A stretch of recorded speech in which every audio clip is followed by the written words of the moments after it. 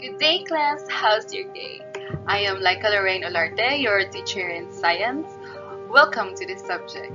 I'm going to discuss to you the structures and function of mitochondria as the main organelle involved in respiration. But before that, I'm going to show you an animation.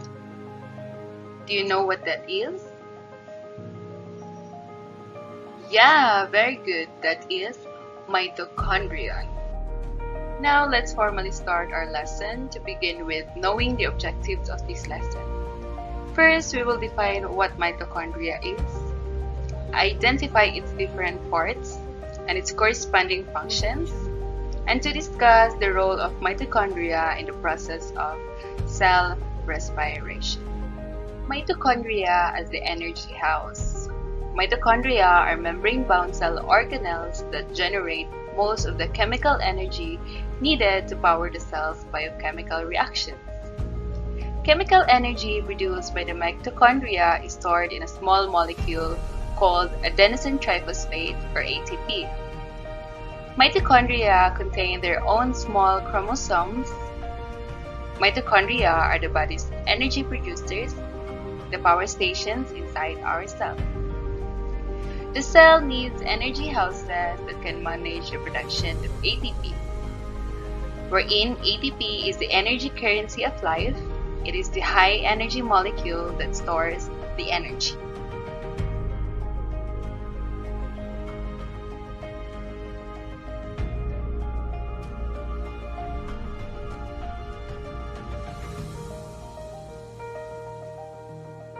Mitochondria are small organelles floating free throughout the cell. Some cells have several thousand mitochondria, while others have none. They are bound by two membranes. The outer membrane is smooth and covers the organelle.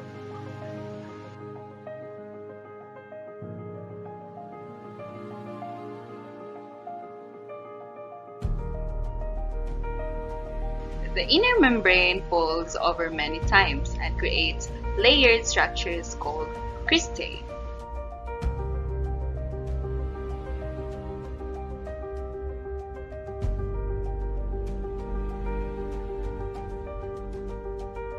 Most of the chemical reactions of the cellular respiration process happens in the inner membrane of the mitochondria due to the high concentration of enzymes.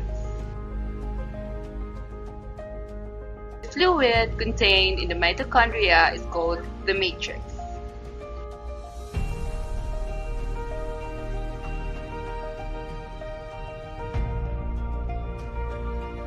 Mitochondria are independent organelles. They have their own DNA and ribosomes.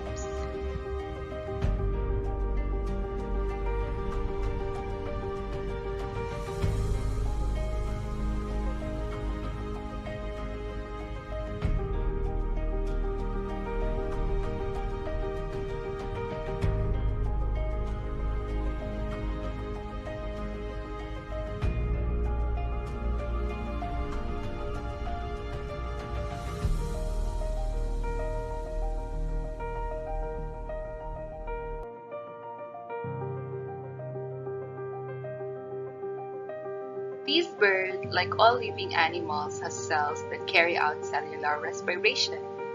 During cellular respiration, organisms break down nutrients in order to produce energy in the form of ATP. Let's take a closer look to see how this happens. If we zoom in and one of the bird cells, we can see the mitochondria where the majority of the reactions involved in cellular respiration occur. Let's zoom in farther on. A single mitochondrial cellular respiration consists of four primary stages. These are glycolysis, the preparatory reaction, the citric acid cycle, and the electron transport chain. First stage, glycolysis, occurs in the cytoplasm outside of the mitochondria. During glycolysis, enzymes break down glucose into two molecules of pyruvate. During this process, 2 ATP are produced. and NADH is released to be used in a later step of cellular respiration. Stage 2 is the preparatory reaction. During this stage, the pyruvates of glycolysis move into the mitochondria where they are converted into acetyl-CoA. During this conversion process, more NADH is produced and carbon dioxide is released. In stage 3, the citric acid cycle, the remaining carbons from the initial glucose are oxidized, releasing carbon dioxide. Most ATP production occurs in stage 4, the electron transport chain, or ETC. In this stage, the NADH and PADH2 from the previous stages give up electrons to the chain. Energy is released and captured as the electrons move from a higher energy towards lower energy state, using a series of proteins embedded in the membranes of the mitochondria. Later, this energy will be used for the production of ATP, typically 32 to 34 per initial glucose. Oxygen is used by the ETC as a terminal electron acceptor.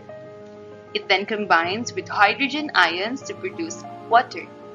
If we add up all the ATP produced from just one glucose molecule, we can see that these reactions produce a total of 36 to 38 ATP. I hope you understand our lesson. Let's call it a day. Thank you for listening.